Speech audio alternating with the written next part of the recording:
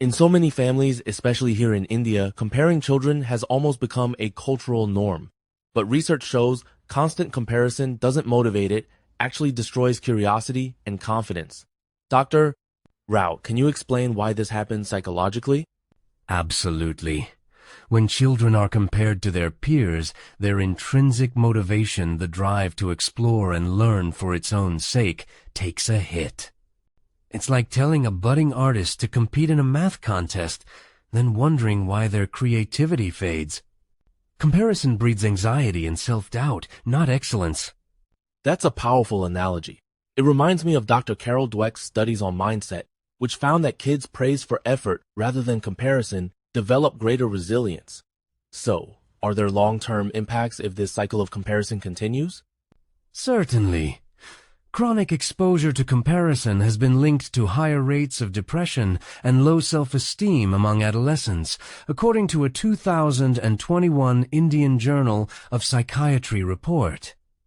Over time, children may lose trust in their own abilities and become reluctant to try new things, stunting personal growth. It sounds like breaking free from the comparison trap is foundational for nurturing real potential. As we transition, let's talk about another major hurdle: parental expectations. Parents often want the best for their children, but sometimes these expectations can be disconnected from the child's true inclinations. Could you help us understand how this disconnect develops? Often, expectations are inherited from societal norms or past generations, like emphasizing STEM careers or prestigious degrees.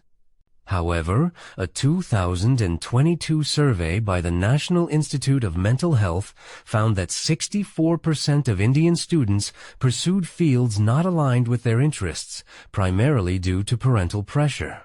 That's a staggering statistic. If a child's strengths lie in, say, creative arts or entrepreneurship, but they're steered toward engineering, what are the psychological and practical outcomes? Such misalignment often leads to chronic stress, underperformance, and even long-term disengagement from learning. Imagine a fish being expected to climb a tree. No matter how hard it tries, it will feel inadequate. Instead, recognizing and nurturing individual strengths can unlock remarkable achievements. That really clarifies the stakes. Moving forward, let's explore how these mismatches affect the investments families make in their children's education. Today, families invest heavily in tuitions, courses, and degrees sometimes, without questioning if these choices align with the child's natural abilities. How do you see this playing out in real families? It's common to see parents spending lakhs on exam prep or specialized coaching, hoping for guaranteed success. But a 2020 study by the Indian Council of Education highlighted that nearly 38% of such investments go unused because students lack genuine interest. The result? Burnout, resentment, and wasted years. That's concerning. If these resources were redirected to discovering and developing a child's authentic skills like communication, time management, or emotional resilience, what might the outcomes look like? We'd likely see more fulfilled, adaptable young adults. For example, Finnish schools, which emphasize holistic development over rote learning, consistently top global education rankings. Their students display higher happiness and life satisfaction, proving that investing in the whole child pays lifelong dividends. That global perspective is enlightening. It leads us to the heart of our discussion: embracing a holistic approach to nurturing children's potential. You've emphasized the importance of looking beyond marks and degrees. Can you break down what a truly holistic approach to childhood development involves? A holistic approach recognizes every child's unique blend of talents, learning styles, and emotional needs. At Mind Visions, for example, we use talent mapping and learning style assessments to tailor support. This isn't just theory. Studies show children with personalized guidance score 22% higher in overall well-being. That's compelling. How do skills like decision-making and emotional intelligence fit into this framework, especially in preparing children for real-world challenges? They're essential. Life management skills like resilience and adaptability equip children to navigate setbacks and make sound choices. Think of it as teaching a child not just to swim, but to read the tides and currents so they thrive in any environment.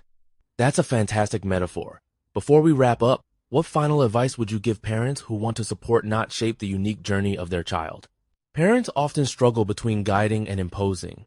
How can they move from being evaluators to true partners in their child's growth? It starts with shifting from judgment to curiosity. Instead of asking, "Why aren't you more like Sharmaji's son?" try, "What excites you?" Research by the American Psychological Association shows that children with supportive, non-judgmental parents are 30% more likely to pursue self-driven goals. That's inspiring. If a parent is unsure about their child's strengths, what practical steps can they take towards discovery and support?